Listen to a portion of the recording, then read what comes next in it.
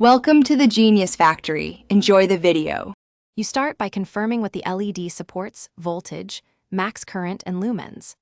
Once done, upgrade the power source to a higher quality driver that matches voltage and can safely supply more current.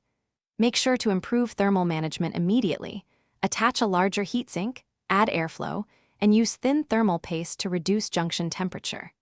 You do this because LEDs dim when hot, so lowering temperature lets the diode run brighter and longer, without exceeding its limits. Once thermal basics are set, focus on electrical and optical tuning. Strengthen connections, replace thin wires, reflow solder joints, and add parallel copper paths to reduce voltage drop.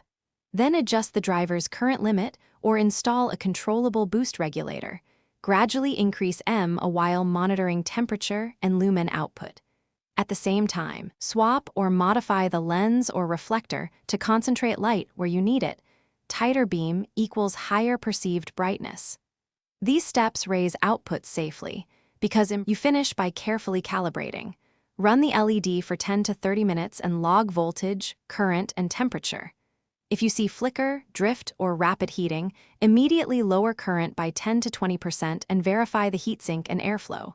If problems persist, inspect for cold joints, damaged die, or driver instability. Swap components one at a time. Ultimately, stay within the LED's maximum ratings. And if your improvements still fall short, upgrade to a higher efficiency LED module for a reliable brightness boost. Thanks for watching. If you found this helpful, don't forget to like and subscribe.